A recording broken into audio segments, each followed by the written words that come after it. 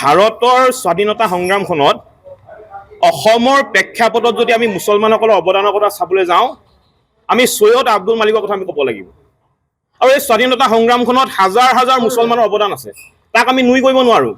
কিন্তু আমি দেখা পাইছোঁ যে এছাম নিয়াই এইসকল ভাৰতীয় স্বাধীনতা সংগ্ৰামীক ন্যায় সজাবলৈ গৈ প্ৰকৃতাৰ্থত তেওঁলোকে গোটেই স্বাধীনতা সংগ্ৰামীসকলক অপমান কৰিছে। দ্বিতীয়তে, ন্যায় পোনপ্ৰথমে অসমীয়া ভাষাটো শুদ্ধকৈ ক'বলৈ লিখিবলৈ শিকি লওক। যিখন তেওঁলোকে কিতাপ উলিয়াইছে 185 কিতাপখনত ভুল, আৰু তেওঁলোকে কিতাপ উলিয়াইছে। তেওঁলোকৰতো কিতাপ ওলোৱা কাম নহয়। তেওঁলোকৰ কাম কোনটো কাম? তেওঁলোকে অসমৰ গোটেই অপৰাধজনিত ঘটনাবিলাকৰ লগত তেওঁলোক জড়িত হৈ থাকে। অসমত যিমানবিলাক অপৰাধ হৈছে তেওঁলোক এক নম্বৰত আছে। গতিকে তেওঁলোকৰ কাম কিতাপ ওলোৱাটো নহয়, তেওঁলোকে সেইবিলাক কাম কৰক। আৰু তেওঁলোকক মই জনাব বিচাৰিছোঁ, অতি শীঘ্ৰেই ময়ো এখন কিতাপ উলিয়াবলৈ গৈ আছোঁ, আৰু কিতাপখনৰ নাম হ'ব কাটাতাৰ। কিতাপখনৰ নাম দিব বিচাৰিছোঁ কাটাতাৰ। আৰু তাত লিখা থাকিব কি ধৰণে সন্দেহযুক্ত নাগৰিকবিলাকে কাটাতাৰ পাৰ হৈ অসমলৈ আহিছে, কাৰ কাৰ পিঠিত এতিয়াও কাটাতাৰৰ দাগ আছে, আৰু কেনেকৈ সন্দেহযুক্ত নাগৰিক থকা ঠাইসমূহত বিৰি বিৰি গোন্ধাই থাকে, এই কথাবিলাক তাক লিখা থাকিব। গতিকে ন্যায় যিসকল ব্যক্তিয়ে আপোনাৰ সংখ্যালঘু সংগ্ৰাম পৰিষদৰ যিসকল ব্যক্তিয়ে এই কিতাপখনৰ লগত জড়িত হৈ আছে, তেওঁলোকে মই উল্লেখ কিতাপখন এবাৰ পঢ়ি চাব।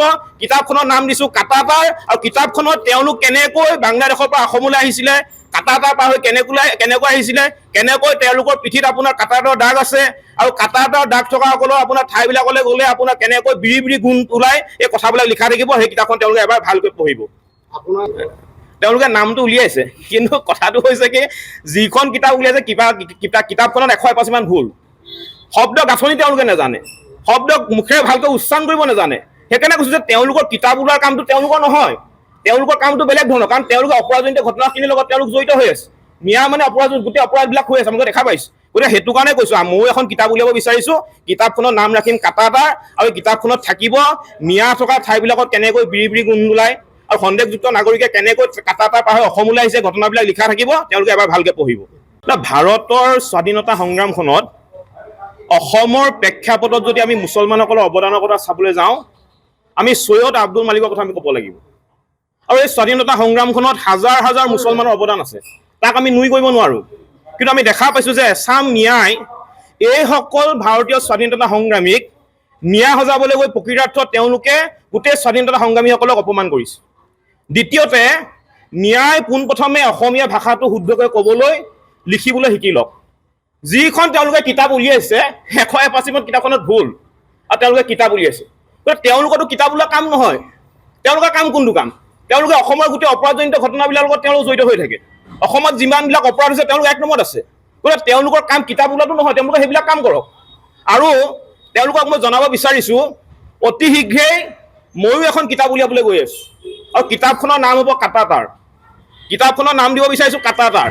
আৰু তাত লিখা থাকিব কি ধৰণে সন্দেহযুক্ত নাগৰিকবিলাকে কাটাতাৰ পাৰ হৈ অসমলৈ আহিছে, কাৰ কাৰ পিঠিত এতিয়াও কাটাতাৰৰ দাগ আছে, আৰু কেনেকৈ সন্দেহযুক্ত নাগৰিক থকা ঠাইসমূহত বিৰি বিৰি গোন্ধাই থাকে, এই কথাবিলাক তাক লিখা থাকিব। গতিকে ন্যায় যিসকল ব্যক্তিয়ে আপোনাৰ সংখ্যালঘু সংগ্ৰাম পৰিষদৰ যিসকল ব্যক্তিয়ে এই কিতাপখনৰ লগত জড়িত হৈ আছে, তেওঁলোকে মই উল্লেখ কিতাপখন এবাৰ পঢ়ি চাব।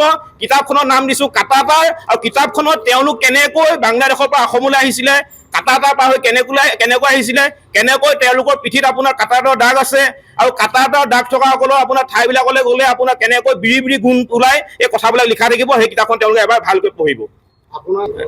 তেওঁলোকে নামটো উলিয়াইছে, কিন্তু কথাটো হৈছে কি, যিখন কিতাপ উলিয়াইছে কিতাপখনত 185 ভুল।